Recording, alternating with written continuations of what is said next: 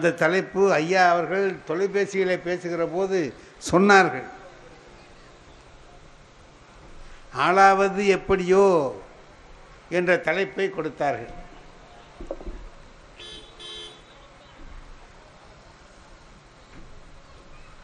ஆளாவதுன்னா ரெண்டு வகையாகவும் பொருள் சொல்லலாம் இல்லை. ஆளாவதுன்னு சொல்லி சொன்னால் அவன் இப்போ பெரிய ஆளாயிட்டான். இன்னொன்று ஆளாவது என்றால் அடிமையாக ஆவது. பெருமானுக்கு அடிமையாவதை ஆளாவது என்று சொல்லுவார். இந்த இடத்துல என்ன பொருளில் இது வருகிறது என்றால், இறைவனுக்கு அடிமையாவது எப்படியோ என்ற பொருளில் தான் இங்கே வருகிறது. இந்த ஆளாவது எப்படியோ என்கிற வார்த்தையை சொல்லுகிறவர் பட்டினத்தார். பட்டினத்தடிகள் ஒரு பாடல் சொல்றார். அவரே திருக்காலத்திக்கு போறார். திருக்காலத்தி இறைவனை பார்க்கிறார், காலத்தி அப்பரை பார்க்கிறார். அங்கே அவர்கிட்ட சொல்றார், நான் எப்படிப்பா உனக்கு அடிமையாக முடியும்? உன்னுடைய ஆளா நான் எப்படி ஆகிறது? நான் சிறு தொண்டர்னு இருந்தார். அவர் என்ன பண்ணார்? தன்னுடைய பிள்ளையையே அறுத்து சிவபெருமானுக்காக கறி சமைத்து கொடுத்தார். வாளால் மகவு அறிந்து ஊட்டவல்லேன் அல்லேன். நான் அது மாதிரி என்னால் செய்ய முடியுமா? நான் பெற்ற பிள்ளையை நானே வாளால் அறிந்து இறைவனுக்கு தர என்னாலே முடியுமா? முடியாதுப்பா. மாது சொன்ன சூழால் இளமை துறக்க வல்லேன் அல்லன். மனைவி சொல்லிட்டாங்கிறதுக்காக இளமையை மறந்து வாழ்ந்தானே திருநீலகண்டர், அவர் மாதிரி வாழ என்னால் முடியுமா? முடியாது. ஒரு 6 நாளில், நாள் 6 கண் இடந்து அப்ப வல்லேன் அல்லேன். 6 நாளில் பக்தி செய்து இறைவனுக்காக தன்னுடைய கண்ணையே எடுத்து அப்பினாரே கண்ணப்பர், அவர் மாதிரி என்னால் செய்ய முடியுமா? முடியாதே என்று சொல்லிட்டு சொல்றார், ஆளாவது எப்படியோ காலத்தி அப்பருக்கு, நான் எப்படி ஆளாக போகிறேன் என்று அவர் சொல்றார். நாம் இப்போ இந்த 3 பேர் என்ன அப்படி பண்ணாங்கன்னு கொஞ்சம் பார்க்கலாம். அந்த 3 பேரும் செய்த தியாகம் என்ன? மகாத்மா காந்தி சொல்றார், உலகத்தில் 7 பாவம் இருக்குன்னு சொல்றார்.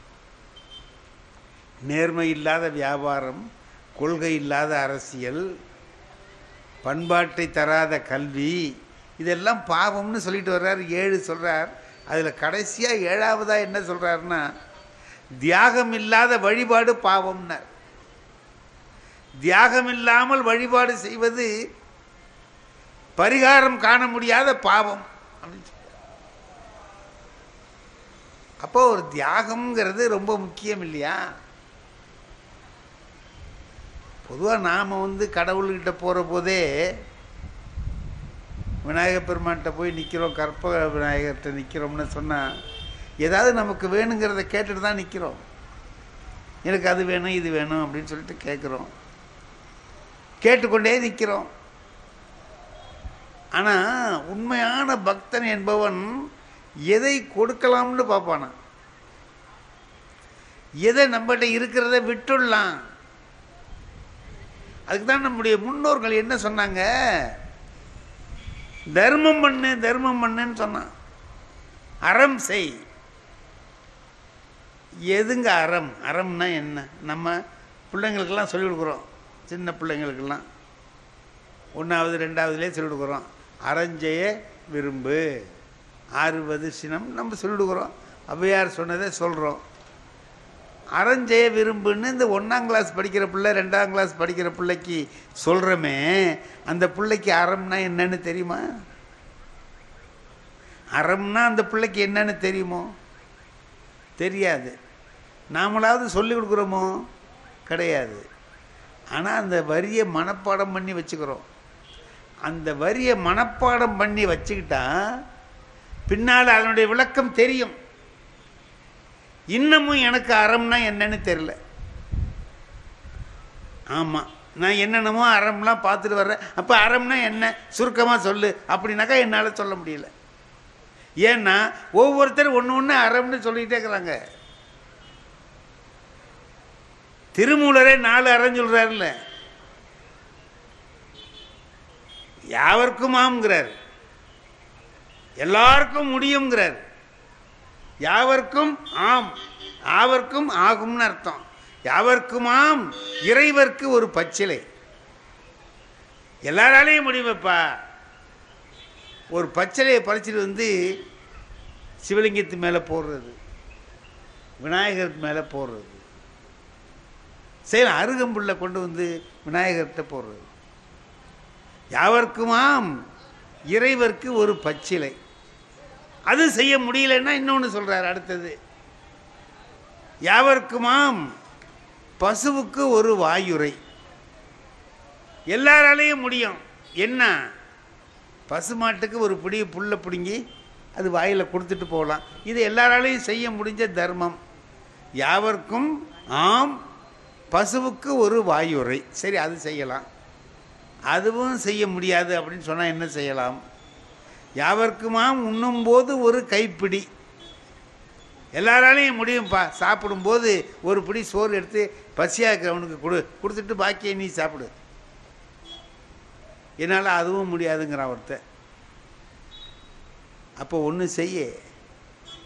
இது எல்லாமே அறந்தான், தர்மந்தான். இது எல்லாமே முடியலன்னா ஒன்று செய். யாவர்க்குமாம் பிறருக்கு இன்னுரை தானேன்னு சொன்னார். மற்றவங்ககிட்ட கொஞ்சம் சிரித்து பேசுகிறா. சில பேருக்கு அந்த முகமே கிடையாது, சிரிப்பே வராது அவனுக்கு. யாரை பார்த்தாலும் கடுகடு கடுகடுன்னு பேசுவான். ஆமாம், பொண்டாடிக்கிட்டையும் கடுகடுன்னு பேசுவான், பிள்ளைகிட்டையும் கடுகடுன்னு பேசுவான், அவங்க அப்பாக்கிட்டையும் பேசுவான், எல்லாத்தையும் அப்படி தான் பேசுவான். அவர் சொல்கிறார், கொஞ்சம் இனிமையாக பேசப்பா, அதுவே ஒரு தர்மம்னு விட்டார். இப்போ தர்மம்னா எதை சொல்கிறது? நம்ம பிள்ளைக்கு 2ஆவது கிளாஸ் படிக்கிற பிள்ளைக்கு நம்ம சொல்லிக் கொடுக்குறோமே அறஞ்செய்ய விரும்புன்னு. இப்போ அறம்னா என்னன்னு பிள்ளை கேட்டால் நம்ம என்ன சொல்லுவோம்? பரந்த பொருள் உடையது. சுருக்கமாக சொன்னால் நல்லது செஞ்சால் அறம். நல்லது என்னென்ன செய்கிறியோ அதெல்லாம் அறம். நல்ல காரியம் செஞ்சின்னா தர்மம்னு அர்த்தம். ஒருத்தன் என்ன பண்ணிவிட்டான், சாவு இது வரைக்கும் கொடுத்ததே இல்லை யாருக்குமே எதுவுமே கொடுத்தது இல்லை. சாக போகிறான், நிறைய சொத்து இருக்குது, நான் எல்லாத்தையும் தர்மத்துக்கு எழுதி வச்சிட போகிறேன்ட்டான். பத்திரிகை நிருபர்கள்லாம் வந்து கோடி கோடியாக வச்சுருக்கிறாரு. என்னென்ன தர்மம் செய்ய போகிறாருன்னு தெரியலையே. பள்ளிக்கூடத்துக்கு எவ்வளோ கொடுக்குறாரு, கோயிலுக்கு எவ்வளோ கொடுக்குறாரு தெரியலையே. விசாரித்து எழுதுவோம்னுட்டு வந்து கேட்டான். எல்லோரும் வரிசையாக வந்து உட்காந்து இனிமேல் ஆளுக்கு ஒரு மைக்கு வேறு வைப்பானா போகலாம். அதெல்லாம் வச்சு என்னென்ன தர்மம் செய்ய போகிறீங்கிறதெல்லாம் சொல்லுங்கள். நான் என்ன சொன்னேன், நீங்கள் என்ன கேட்குறீங்கன்னு. இல்லை தர்மத்துக்கு கொடுக்க அட என் பொண்டாட்டி பேர் தர்மம்யா, தர்மாம்பான்னு பேர். நான் தர்மம்னு தான் சொல்லுவேன். அவள் பேருக்கு அதான் நீ எழுதி வைக்கலனாலும் அவளுக்கு தானடா போகுது. அது தர்மம் இல்லை. தர்மம்னா எது?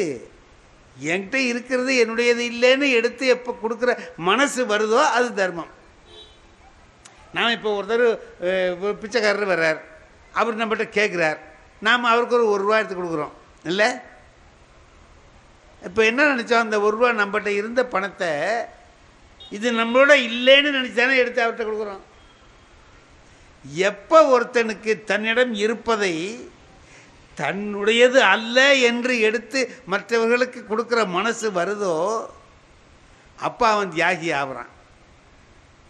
அதான் சொல்கிறான், யாதனின் யாதனின் நீங்கியான் நோதல் அதனின் அதனின் இளன். இப்போ தியாகம் பண்ணுறதுன்னு சொல்லிட்டோம். தியாகத்திலே பெரிய தியாகம் எதுயா? தியாகத்திலேயே பெரிய தியாகம் எது? பணத்தை கொடுக்கறது தியாகமா?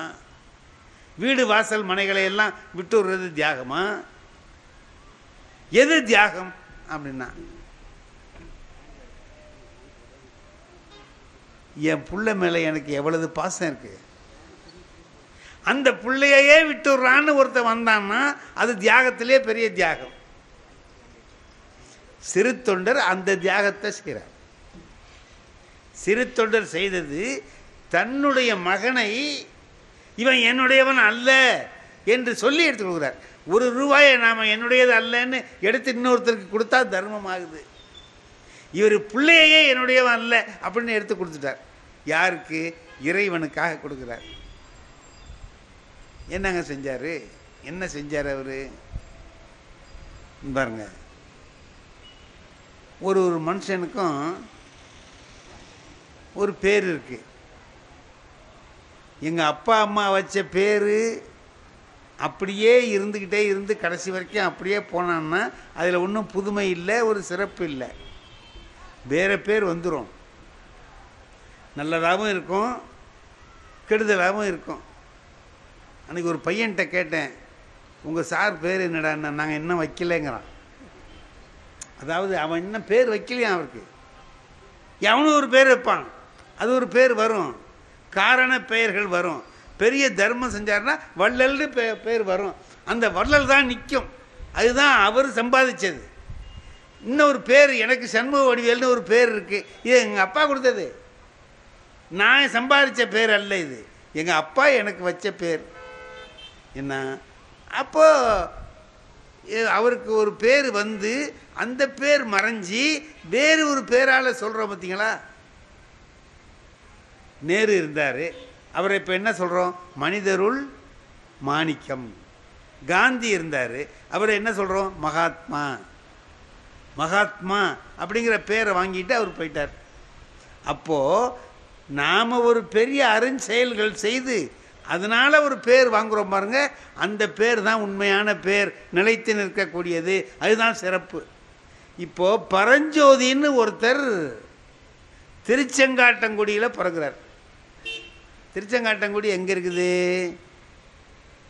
திருவாரூர். திருவாரூருக்கு பக்கத்தில் திருமருகல், திருமருகலுக்கு பக்கத்தில் திருச்செங்காட்டங்குடின்னு ஒரு ஊர் இருக்குது. அந்த ஊரில் பிறந்தார். மற்ற புராணங்களுக்கும் பெரிய புராணத்துக்கும் உள்ள ஒரு பெரிய வேறுபாடு, மற்ற புராணங்களை நம்புறது கஷ்டம். சொல்லுவேன், நம்மளால் நம்ப முடியாது. இப்போ நான் சொல்கிறேன் பாருங்கள். ஒரு புராணம் தசாவதாரத்தில் ஒரு புராணம் வருதுங்க. என்ன புராணம்னு கேட்டிங்கன்னா, நான் கிளாஸில் பள்ளிக்கூடத்தில் வாத்தியார் தானே, பையன்களுக்கு பாடம் நடத்துகிற போது இது வந்துன்னா நான் நடத்துகிறோம்ல, அதில் என்ன வருதுன்னு கேட்டிங்கன்னா, பூமியை பாயாக சுருட்டி கொண்டுட்டு போய் கடலுக்குள்ளே ஒருத்தன் ஒளிச்சு வச்சுட்டான். அதை திருமால் வராக அவதாரம் எடுத்துக்கிட்டு போய் காப்பாற்றி கொண்டாந்தார்னு வருதுங்க. இதை கிளாஸில் பாடம் நடத்துகிறோம். ஒரு பையன் எழுந்திரிச்சு கேட்குறான், பூமியை பூராவையும் தான் பாயா சுருட்டி விட்டாருங்கிறீங்களே, எங்கே நின்றுக்கிட்டு சுருட்டினார்னு கேட்குறான். இப்போ நம்ம இதுக்கு ஏதாவது பதில் சொல்ல முடியுமோ? இது புராணமாக இருக்கிறதுனால நம்பினா தான். நம்பாமல் அறிவுபூர்வமாக கேள்வி கேட்டோம்னா அது நிற்காது. ஆனால் பெரிய புராணம் அப்படி இல்லை. நான் என்கிட்ட அந்த மாதிரி கேள்வி கேட்டானா அது எங்கே நின்றுக்கிட்டு சுருட்டினான்னு நமக்கு தெரியுமா? அது அதில் இருக்கா? பாடத்தில் இல்லை. நான் என்ன பண்ணுறது? நம்ம தெரியாதுன்னு சொல்லலாம். தெரியாதுன்னு சொன்னால் இதெல்லாம் தெரிஞ்சுக்காமல் ஏன் வாத்தியார் வேலைக்கு வந்தேம்மா? இப்போ அதுவும் எல்லாமே கஷ்டம்தான். கடைசியில் ஒன்று சொன்னேன், நேற்றுக்கு ஒரு பாட்டு மனப்பாடம் பண்ண சொன்னேன், பண்ணினியோ அப்படின்னேன். இதை கேட்டால் மாட்டிக்குவானே அப்படின்ட்டு போட்டு அமுக்கலாம் அவனேங்கிறதுக்காக. அவன் இல்லை சார், நான் பெஞ்சு மேலே ஏறிடா அப்படின்னேன். பெஞ்சு மேலே ஏறினான். ஆனால் ஏறும்போது பக்கத்தில் ஒரு பயல்கிட்ட சொல்லிக்கிட்டே ஏறுறான், நம்ம தலையெழுத்தை பற்றியாடா, நம்மளுக்கு பதில் தெரியலன்னாலும் நம்ம தான் பெஞ்சு மேலே ஏற வேண்டியதாக இருக்குது. வாத்தியாருக்கு பதில் தெரியலனாலும் நம்ம தான் பெஞ்சு மேலே ஏற வேண்டியதாக இருக்குன்னா. இது புராணம் நடத்துகிற போது நமக்கு ஏற்படுற கஷ்டம். புராணத்தை நடத்துகிற போது நமக்கு ஏற்படுற சங்கடம் இது. இது போட்டோம். இன்னும் ஒரு கேள்வி கேட்டான். நம்ம இந்தமாதிரி கோயிலில் வச்சு பேசுகிற பொழுது நம்மலாம் பக்தியோடு இருக்கிறோம். சில பேர் கேட்குறான், அது என்ன கேட்குறான்னு கேட்டிங்கன்னா, திருவிளையாடல் புராணத்தில் வர்றது பிட்டுக்கு மண் சுமந்த படலம்னு இருக்குது இல்லைங்க. பிட்டுக்கு மண் சுமந்தது. சிவபெருமான் என்ன பண்ணுறாரு, அந்த கிழவி புட்டு சுட்டு வியாபாரம் பண்ணுறவ, அவளுக்கு உதவி செய்கிறதுக்காக வைகையில் வந்த வெள்ளத்தை அவளுடைய பங்கை அடைக்கிறதுக்காக அவள் கூலிக்காரனாக வர்றார். அவளுக்கு ஒருத்தர் துணை இல்லை, எப்படி போய் அடைக்கிறதுன்னு தெரியல, தவிக்கிறா. அப்போ அவர் வர்றார். வந்தவர் எப்படி வர்றாரு, கூலிக்காரனாக வர்றார். சொக்கநாத பெருமாள் தோளில் மம்பட்டியை போட்டுக்கிட்டு கடப்பாறையை எடுத்துக்கிட்டு கூலி கொடுத்து வேலை கொள்வார் உண்டோ அப்படின்னு சத்தம் போட்டுக்கிட்டு வர்றார் ரோட்டில். இங்கே வா, உன்னை தான் ஏன் தேடிக்கிட்டு இருக்கேன், என் பங்கை போய் நீ அடைக்கிறியா? அடைக்கிறேன். எவ்வளவு கூலி கொடுப்பேன் அப்படின்னு கேட்குறார். சிவபெருமான் கூலி எவ்வளவு கொடுப்பேன்னு கேட்குறார். கிழவி சொன்னால், நானே புட்டு சுட்டு வியாபாரம் பண்ணுறேன், நான் என்ன கூலி கொடுத்துட முடியும், புட்டு வேணா தர்றேன்னு. கொடு, அதை கொடு, பரவாயில்ல, இப்போ பசிக்குது, கொஞ்சம் அச்சாரம் கொடு, அட்வான்ஸாக முந்தி கொஞ்சம் கொடுன்னு கேட்டார். சரி, இந்த உளுந்து கிடக்கிறதெல்லாம் எடுத்து சாப்பிடு அப்படின்னா எடுத்து நல்லா சாப்பிட்டார். போன இடத்துல ஒழுங்காக வேலை செய்ய மாட்டேங்கிறார். அவர் நினச்சா அடைச்சிடுவார், அதனால் வேலை செய்யாமல் அப்படி விளையாடுறார். ராஜா அடிச்சுட்டான். பாண்டிய மன்னன் பெரும்பால ஓங்கி முதுகில் அடித்தான். அதில் என்ன எழுதுகிறார், அதை எழுதின பரஞ்சோதி முனிவர் என்ன எழுதியிருக்கார், அவர் மீது பட்ட அடி உலக உயிர்கள் எல்லாவற்றின் மீதும் பட்டதுன்னு எழுதுகிறார். ஏனெனில் எல்லா உயிர்களிலும் இறைவன் இருக்கிறான். எல்லா உயிர்களிலும் இறைவன் இருப்பதால் இறைவன் மீது பட்ட அடி எல்லார் மேலேயும் பட்டது. இது நம்ம கிளாஸில் பாடம் நடத்துகிறோம்ல, இது புராணம் தானே. இப்போ பையன் கேள்வி கேட்குறான், சார் ஒரு சந்தேகம், அவர் மேலே பட்ட அடி ஏன் எல்லார் மேலேயும் பட்டுச்சுன்னு. அதான்டா, எல்லா உயிர்கள்லையும் இறைவன் இருக்கிறாங்களடா, இறைவன் மேலே பட்ட அடி எல்லார் மேலேயும் பட்டுச்சு. அப்போ அவர் புட்டு தின்னார்ல, அது ஏன் எல்லார் வயிற்றுக்கும் போகலைன்னு கேட்டான். போயிருக்கும்டான்னு, அது ஏன் எழுதலை. இப்போ இந்த புராணங்கள் நடத்துகிற போது இந்த சங்கடங்கள் வருதில்ல. பெரிய புராணத்தில் பார்த்தீங்கன்னா எந்த ஊரில் நடந்தது வரலாறு மாதிரி அது வராது. சேக்கிழார் பெருமான் அதை வரலாறாகவே எழுதியிருக்கிறார். ஆகையினால நம்ம எதை கேட்டாலும் அதில் விடை சொல்ல முடியும். இப்போ தியாகத்திலேயே பெரிய தியாகம் எது? குழந்தையை தியாகம் பண்ணுவது. தன்னிடம் உள்ள ஒரே பயலை, அவனை தவிர வேற கதி இல்லை அப்படின்னு இருக்கிறவங்க தியாகம் பண்ணுறது. நான் சொன்னேன், ஒரு பேருங்கிறது எப்படின்னா, அப்பா வச்ச பேரை விட அதுக்கு பிறகு வாங்குகிற பேர் இருக்கு பாருங்க. இப்போ அவர் யார் அப்படின்னா, அவர் இந்த வந்திருக்காரு, எங்கள் பாலு வந்திருக்கிறாரு, எங்கள் நமசிவாயம் சாருடைய பிள்ளை வந்திருக்காரு. அவரை கேட்டால் என்ன சொல்லுவாங்க, எல்லாரையும் கேளுங்க, எங்கள் காமர்ஸ் ப்ரொஃபஸர் சார், அவர் காமர்ஸ் ப்ரொஃபஸர். இதை இவர் தேடிட்டது. என்ன கேட்டாக்கா, இந்த பேசுகிறவர் அவர் தான், நகைச்சுவை நாவலர்னு போட்டிருக்கீங்க நீங்கள், அதான் எனக்கு வந்த பேர். எங்கள் அப்பா வச்ச பேர் சண்முக வடிவேல்.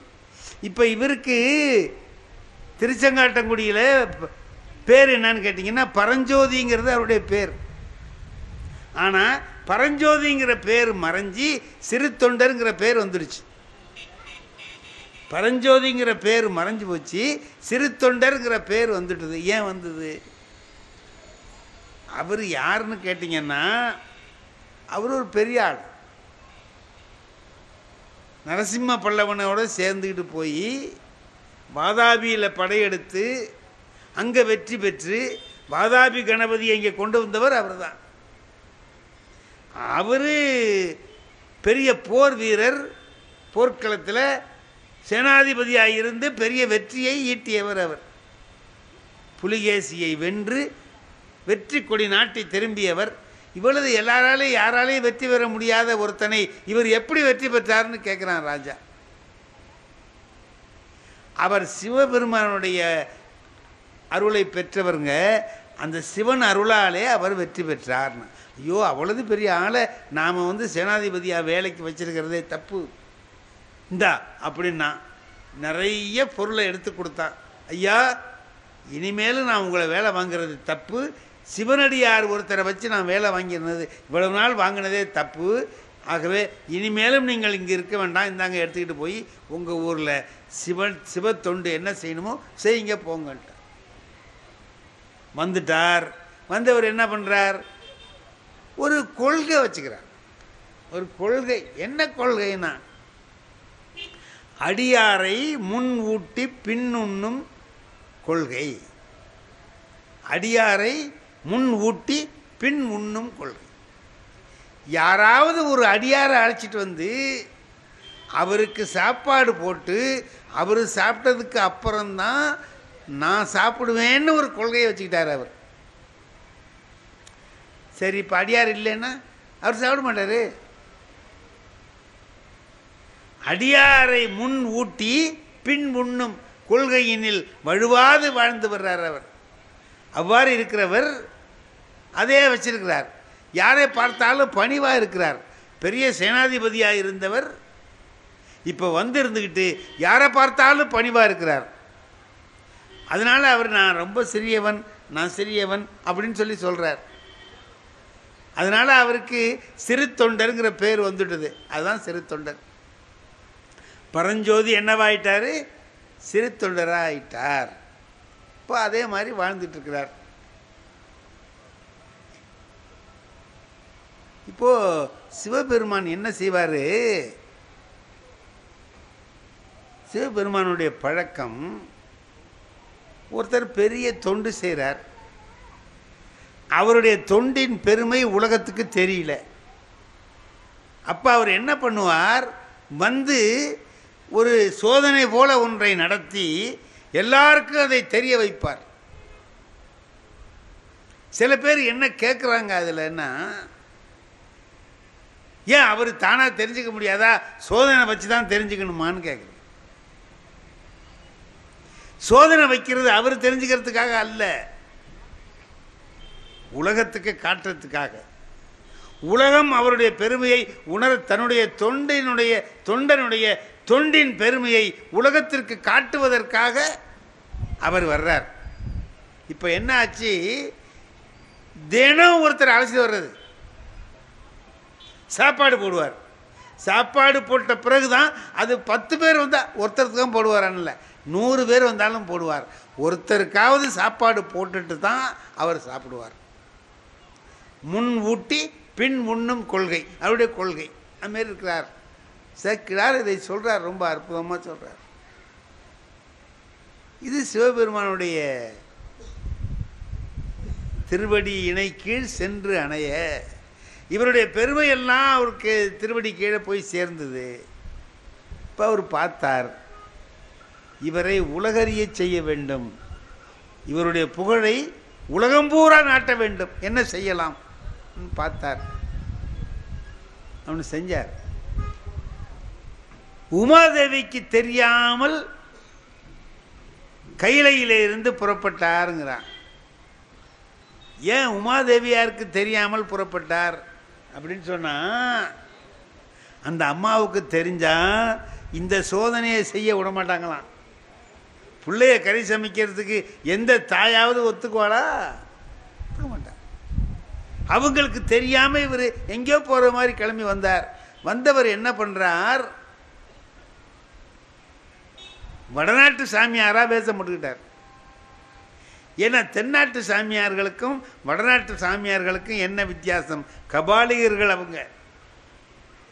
இரும்பு சலாகைகளை கையில் வச்சுக்கிட்டு ஊன்னுட்டு எலும்பு மாலையெல்லாம் போட்டுக்கிட்டு அப்படி அவங்கள பார்த்தாலே பயங்கரமாக இருக்கும். வடநாட்டு சாமியார்கள் அவன் பேசுகிறத பார்த்தா இன்னும் பயங்கரமாக இருக்கும்.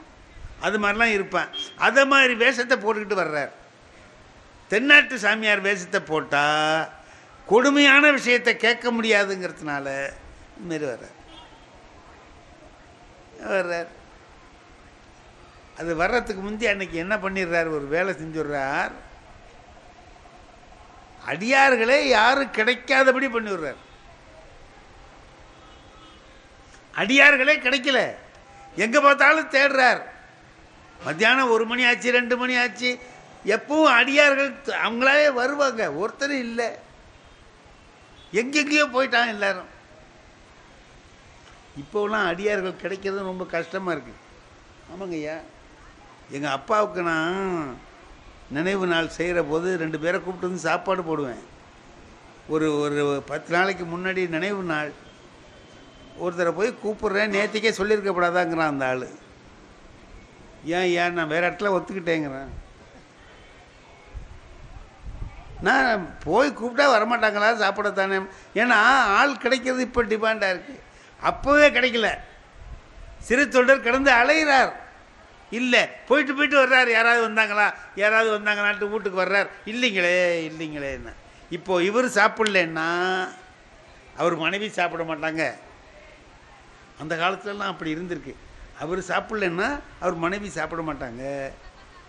அவங்க சாப்பிட்லன்னா அந்த வீட்டில் இருக்கிற வேலை செய்கிற வேலைக்காரி சாப்பிட மாட்டா. அந்த வீட்டில் அவர் மனைவி பேர் என்ன தெரியுமா? திருவெண்காட்டு நங்கை. திருவெண்காட்டு நங்கை. அந்த வீட்டில் இருக்கிற வேலை செய்கிற பெண்ணுக்கு சந்தனமாதுன்னு பேர் இருக்காரு. இவர் அந்த வீட்டுக்கு வர்றார், அவர் தேடிக்கிட்டு வெளியில் போயிருக்கிறார், இவர் இங்கே வர்றார். இதுதான் சிறு தொண்டர் இல்லமோ அப்படின்னு ஒரு சவுண்டு கொடுக்குறார். ஆஹா, யாரோ வர்றாங்களே, அடியார்கள் மாதிரி தெரியுதே அப்படின்ட்டு ஒடியாடுறாங்க. சந்தன தாதி வர்றா, வந்து கேட்குறா, ஐயா வாங்க வாங்க, அடியார்களை தேடி ஐயா புறத்து அணைந்தார், நீர் அகத்துள் எழுந்தருளும்னா. இதில் ஒரு நல்ல கருத்து ஒன்று இருக்குது பாருங்க, வாங்க. அடியாரை நாடி அவர் புறத்து அணைந்தார், நீர் அகத்துள் எழுந்தருளும். இறைவனை தேடிக்கிட்டு நாம் வெளியில் அலைகிறோம், உள்ளேயே இருக்கான்னார். நமக்குள்ளேயே அவன் இருக்கிறான், தெரியாமல் நாம் வெளியில் போய் தேடிக்கிட்டு இருக்கிறோம் அப்படின்னு சொன்னான். அவர் புறத்து அணைந்தார், நீர் அகத்துள் எழுந்தருளும். அதுக்கு இவர் சொல்கிறார், மாதரார் தனித்து வைகும் மனைதனில் யாம் புகுதோம். பெண்கள் தனியாக இருக்கிற இடத்துக்கு நாங்கள் வரமாட்டேன். சாமியார்லாம் அந்த காலத்தில் அப்படி இருந்திருக்காங்க. ஒரு காலத்தில் சாமியார்லாம் நல்லவனாக இருந்திருப்பாங்களுக்கு. மாதரார் தனித்து வைகும் மனைதனில் யாம் புகுதோம் அப்படிங்கிற. அப்புறம் அந்த அம்மா வந்து கேட்குறாங்க, திருவெண்காட்டு நங்கை, ஐயா வாங்க உள்ளே வாங்கன்னு. இல்லைம்மா வரமாட்டேன், நான் கணபதீஸ்வரத்தில் போய் ஆத்தி மரத்தடியில் இருப்பேன், அங்கே அவனை வர சொல் அப்படின்ட்டு போயிட்டார்.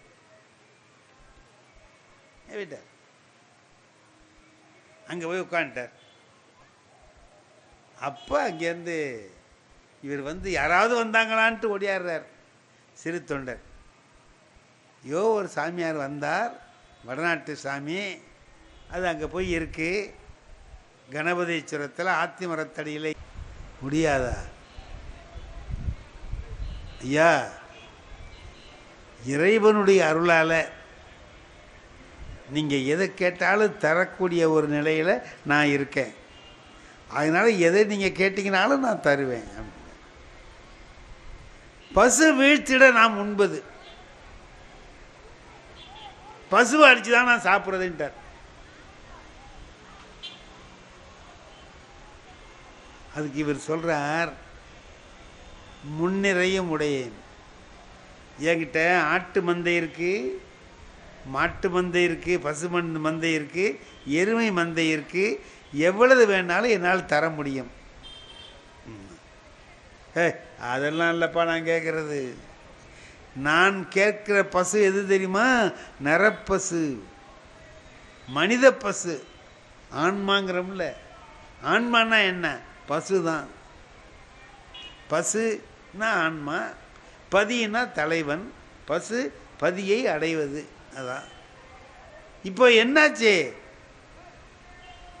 அதல்லப்பா, நரப்பசு அல்ல. நான் 6 மாதத்திற்கு ஒரு நாள் தான் சாப்பிடுவேன். அப்படி சாப்பிடக்கூடிய நாளும் இன்று தான் சாப்பிடணும். ஆனால் பசு நரப்பசு இருந்தால் தான் சாப்பிடுவேன். அது தர உம்மால முடியுமா? முடியுங்க, செய்கிறேன். அப்படியா சொல்லிட்டார். இந்த மாதிரி இருக்கணும். 5 வயது பாலகன், அதாவது என்ன சொல்றார், இவர் பையனுக்குள்ள அடையாளத்தெல்லாம் சொல்றார். இவன் மாமன் என்னவா இருக்கானோ அதெல்லாத்தையும் சொல்றார். மாசு மறுவில்லாத உடம்பு, 5 வயசு, அந்த அப்பா அம்மாவுக்கு ஒரே பிள்ளையா இருக்கணும். இதான் அவனுக்கு ஒரே பிள்ளை தான். 5 வயதா இருக்கணும், மாசு மறுவு இல்லாமல் இருக்கணும். அதுக்கு என்ன தர்றேனே,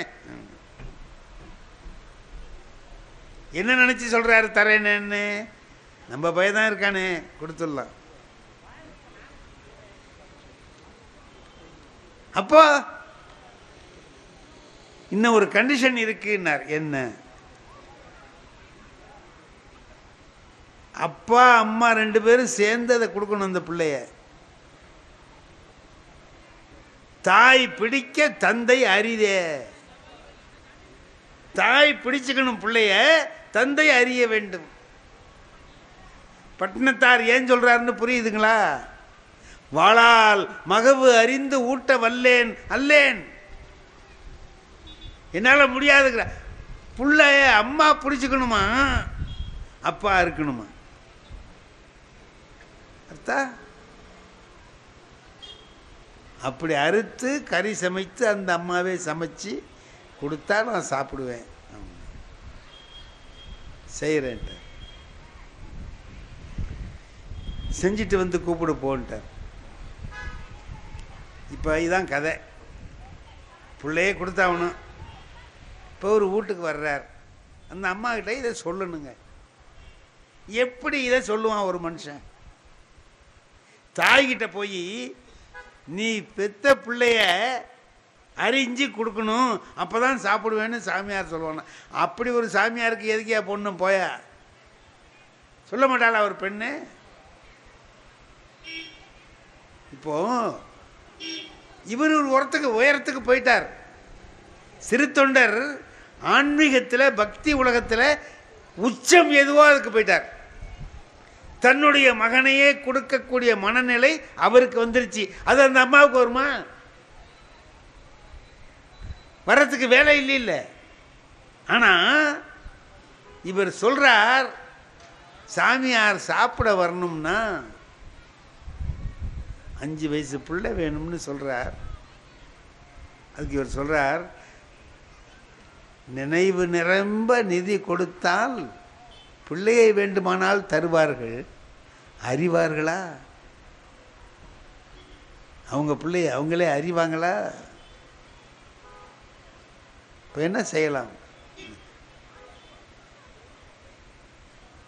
நம்ம பிள்ளைய போய் பள்ளிக்கூடத்தில் அழைச்சிட்டு வாங்கன்னு ஒரே செய்தி. ஒரே தாவில் அந்த அம்மா இவர் அடைந்த உயரத்தை அந்த அம்மா அடைஞ்சிருது. கொடுக்கலாம், அழைச்சிட்டு வா. உடனே போறார். பிள்ளைய தூக்கி தோளில் உட்கார வச்சுக்கிட்டு பள்ளிக்கூடத்துலேருந்து அழைச்சிக்கிட்டு வர்றார். வந்தால் அவனை குளிப்பாட்டி எல்லாம் பண்ணி, இப்போ அந்த அம்மாவுக்கு ஒரு ஆசை, ஒரு முத்தம் கொடுக்கலாமான்னு நினைக்குது.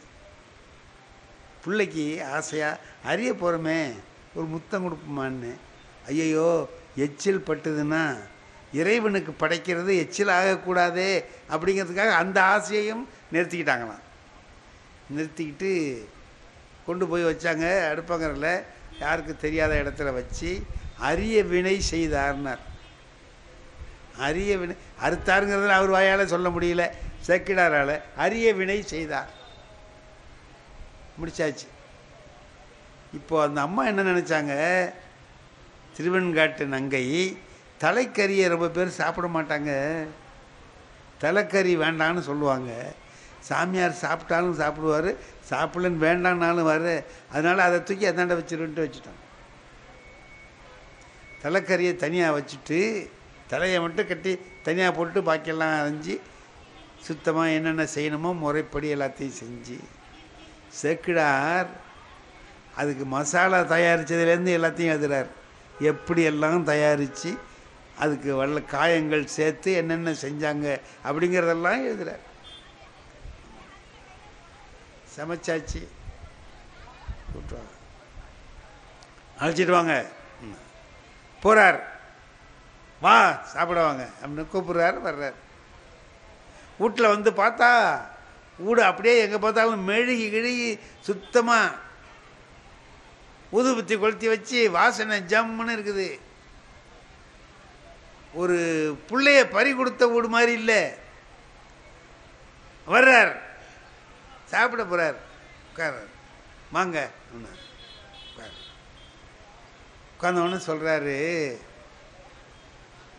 எல்லாம் சரி, இன்னும் ஒரு அடியார் இல்லாமல் நான் தனியாக சாப்பிட மாட்டேனேங்கிற. நான் ஒருத்தனுக்கே இந்த பாடுபட்டிருக்கா அந்த ஆள். பிள்ளைய கறி, இன்னொரு பிள்ளையா இருக்குது கறி சமைக்கிறதுக்கு. இப்போ அவர் சொல்கிறார், இந்த இடத்த நாம் ரொம்ப நினச்சி பார்த்தா தான் எவ்வளோ பெரிய தியாகம்னு நம்மளால் உணர முடியும். பெரியவர்கள் சொன்னதை கேட்டு நானும் திருநீரிட்டு கொள்ளுகிற ஒரு அடியவன் தான் நீங்கள் விரும்பினா நான் உங்கள் கூட உட்காந்து சாப்பிட்றேங்கிறார். நீங்கள் விரும்பினா நான் உட்காந்து சாப்பிட்றேன்னார். உன்னை விட அடியார் யார் இருக்கிறார்? உட்காந்து சாப்பிடு, ஓன் கறி புள்ள கறியை நீயே தின்னுடாங்கிறார். உட்காந்தாங்க. இப்போ கேட்குறார், எல்லாம் இருக்குதா? கறியெல்லாம் கொண்டு வந்து வச்சாச்சு. எல்லாம் வச்ச உடனே எல்லா கறியும் இருக்குதான்னு கேட்குறாரு. ஏன்னா எல்லாத்தையும் சேர்க்கணும்னா ஒன்று இல்லைன்னா கஷ்டமாக போயிடும்ல. எல்லா கறியும் இருக்கான்னு கேட்டார். திருவன் காட்டினங்க ஆமாம் ஆமாம் இருக்குன்னு சொல்லிட்டு போகலாம்ல. தலைக்கறி ஆகாதென்று விடுத்தோம்னு, தலைக்கறி ஆகாதுங்கிறதுக்காக விட்டுட்டோம்னா அதுவும் நாம் உண்பதுன்னா அதையும் நான் சாப்பிடுவேன். அப்போ சந்தனத்தாதி அங்கேருந்து வந்தால், ஒரு கால் நீங்கள் இதை கேட்டாலும் கேட்பீர்கள் என்று நான் தனியே சமைத்து வைத்திருக்கிறேன்னா கொண்டா அதையும் எல்லாத்தையும் வச்சிட்டார். வச்சுவிட்டு சொல்கிறார், உமக்கு குழந்தை உண்டான்னு கேட்டார். இருக்கான். அவனை கூப்பிடும்.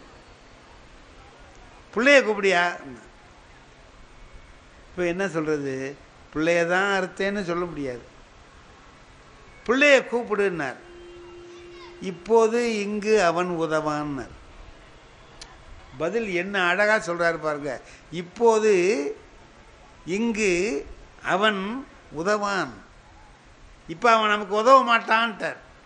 என்ன நடந்ததுன்னு சொல்லாமலே இப்போ அவன் நமக்கு உதவ மாட்டான்னு சொன்னார். போய் கூப்பிடியா போயா?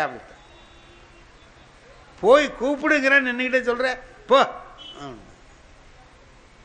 டாக்டர்கிட்ட போய் மருந்து வாங்கும்போது சில பேர் கேட்பான், பார்த்துறீங்களா, சௌகரியமாயிடுமா டாக்டர்னு. தின்னியா? நானே ஆகுமா இல்லையான்னு பார்க்கறதுக்காக தானே உனக்கு கொடுத்து பார்க்குறேன். நீ என்னட்டே இப்போ மருந்துக்கெல்லாம் எழுதியிருக்கான் பார்த்தீங்களா, ஒரு புதுசாக ஒரு கவிதை எழுதியிருக்கான், ரொம்ப நல்லா இருக்குது. டாக்டர்கள் யாராவது இருந்தால் வருத்தப்படுவார். இல்லை ஒன்றும் டாக்டர் இல்லை டாக்டர்கள் இல்லை சார். போய் சொல்லுவாங்க, சொல்லட்டும். உடம்பு சரியில்லையா, அலட்சியமாக இருந்துடாத, உடனே டாக்டர்கிட்ட போ.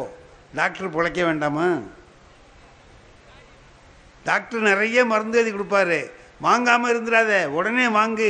மருந்து கடைக்காரர் பிழைக்க வேண்டாமா? மருந்து வாங்கிட்டமேன்னு நீ சாப்பிட்றாத, நீ பிழைக்க வேண்டாமான்னு. எவ்வளவு மருந்து இருக்கோ அவ்வளோதையும் எழுதி கொடுத்து, இதில் இல்லைன்னா அது, அதில் இல்லைன்னா இதில் எதில் சௌகரியமான சரி. இப்போ அவர் பிள்ளைய கூப்பிடியா போன சௌகரியமான ஆகுமா இல்லையான்னு பார்க்கலாம், போயா கூப்பிடு. இப்போ அங்கே போய் நின்றுட்டு இவர் என்ன செய்கிறார்? மைந்தா வருகன்னார், மகனே வான்னார். இப்போ மகன்கிற பாசம் அவருக்கு இருக்கு. மகனே வருகன்னார். வல்லவன் திருவெண்காட்டு நங்கை ஒரு மனைவி பக்கத்தில் வந்து நின்றுக்கிட்டு, அடியார் உண்ண அழைக்கின்றார், வருவாய், சீராளா வா அப்படின்னு பேரை சொல்லி தான் கூப்பிட்டா. என் பிள்ளை வான்னு அவளுக்கு அப்போ பாசத்தை இவர் விடாத போது அந்த பாசத்தையும் சேர்த்து அவள் விட்டுட்டா. இப்போ பிள்ளை பள்ளிக்கூட்டிலேருந்து வர்றான், நடந்து வர்றான். இதாங்க கதை. அப்புறம் எல்லாருக்கும் அருள் செய்கிறார் இறைவன்ங்கிறது நமக்கு பெரிய புராணம். படித்தவர்கள் படிக்காதவர்கள், ஏழைகள் பணக்காரர்கள், உயர்ந்தவர்கள் தாழ்ந்தவர்கள், யாராக இருந்தாலும் ஒருவரை ஒருவர் பார்க்கும்போது கேட்கின்ற முதல் கேள்வி, பிள்ளை என்ன படிக்கிறான், எந்த பள்ளிக்கூடத்தில் படிக்கிறான், எப்படி படிக்கிறான் என்பது தானே ஒழிய எவ்வளவு பணம் வைத்திருக்கிறீர்கள் என்பது அல்ல. ஏன் அப்படி? பணத்தை தேடி ஓடிக்கொண்டிருக்கின்ற இந்த காலகட்டத்திலே பணத்தை மீறி கல்விக்கு அப்படி என்ன சிறப்பு? நம்ம எல்லாரும் இந்த கல்வியினுடைய முழுமையான பொருளை அறிந்திருக்கிறோமா என்றால் என்னை பொறுத்தவரை இல்லை என்றே சொல்வேன். ஏன் அவ்வாறு கூறுகின்றேன் என்றால், ஒரு நல்ல சிபிஎஸ்சி பள்ளியில் படிக்க வைக்கணும், நல்ல எண்ணம் தான். நீட்டு ஜேஇ எல்லாம் போய் அப்பியர் ஆகணும்னாக்கா சிபிஎஸ்சி பள்ளியில் படித்தா தான் முடியும்.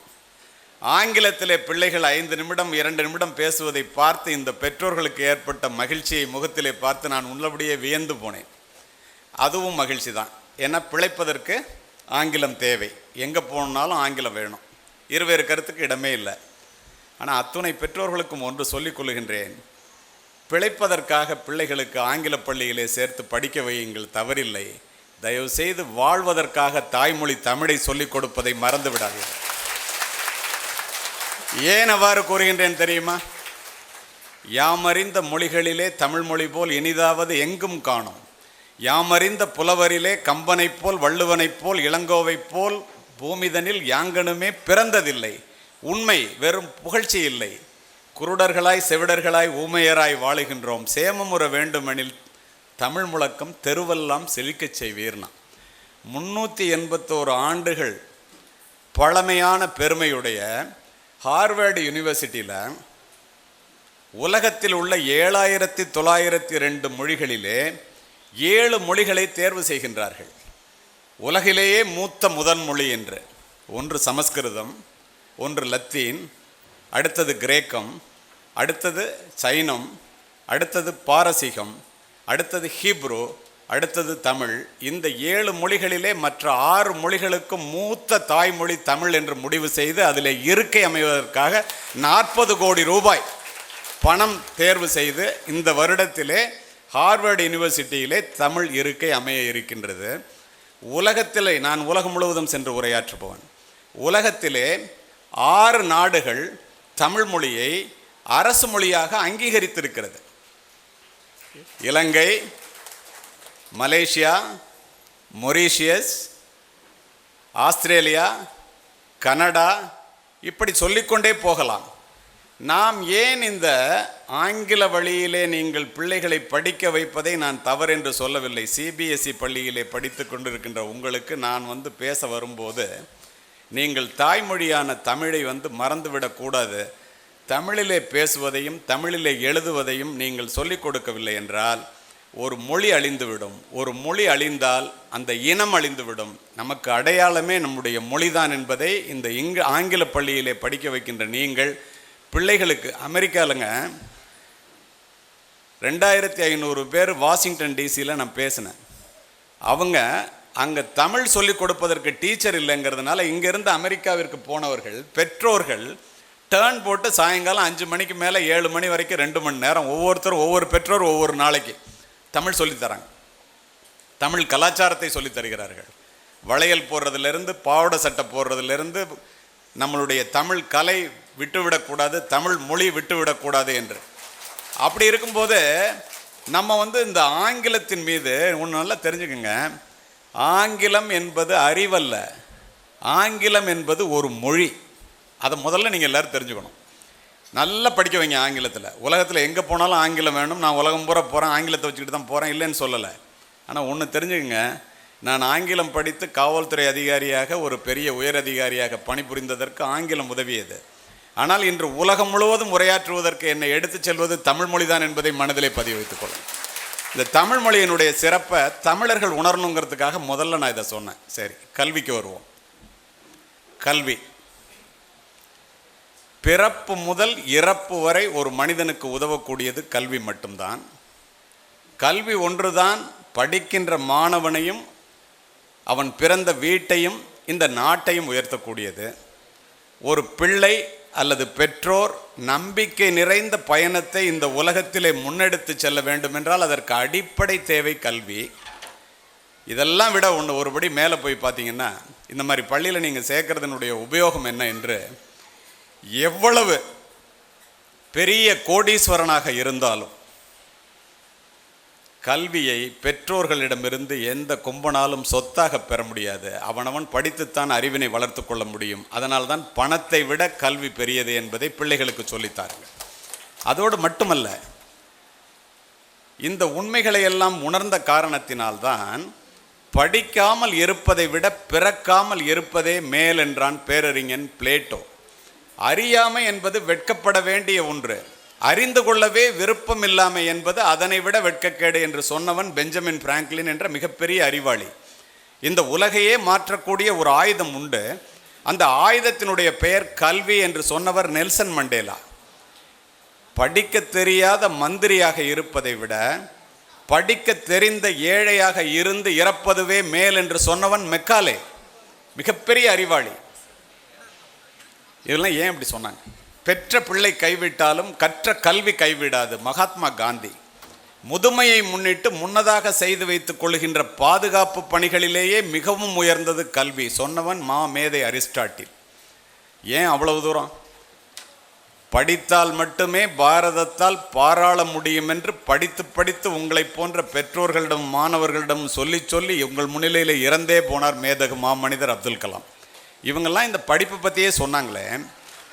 ரஷ்ய புரட்சிக்கு பிறகு செஞ்சதுக்கத்திலே நின்று லெனின் உரையாற்றி கொண்டிருந்தான்.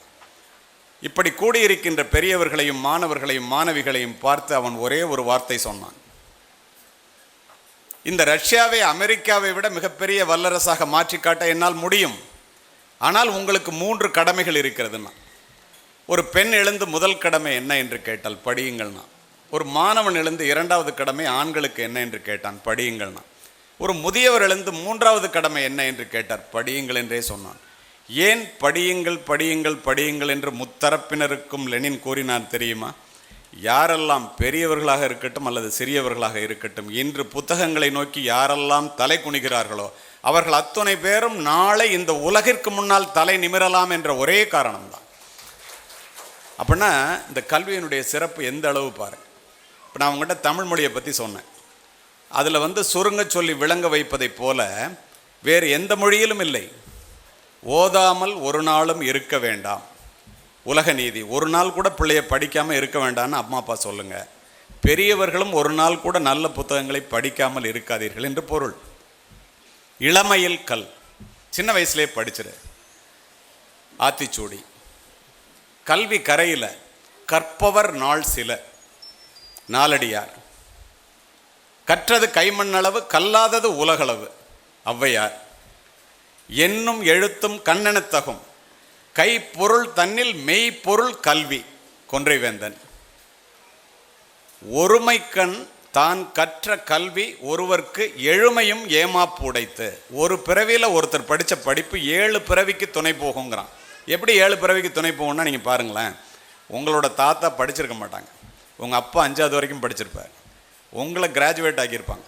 நீங்கள் உங்கள் பிள்ளைய ப்ரொஃபஷனல் கோர்ஸில் சேர்ப்பீங்க, அவன் அதுக்கப்புறம் அடுத்த ஜெனரேஷனில் ஐஏஎஸ் ஆவான், ஐபிஎஸ் ஆவான். எத்தனை பிறவிக்கு அது தொடருது பாருங்கள். அப்படி என்றால் கல்வி எவ்வளவு சிறந்தது என்று பாருங்கள். அதோடு மட்டுமல்ல, மன்னரும் மாசர கற்றோனும் சீர்தூக்கின் மன்னரில் கற்றோன் சிறப்புடையோன். மன்னருக்கு தன் தேசமல்லால் சிறப்பில்லை, கற்றோர்க்கு சென்ற இடமெல்லாம் சிறப்பு.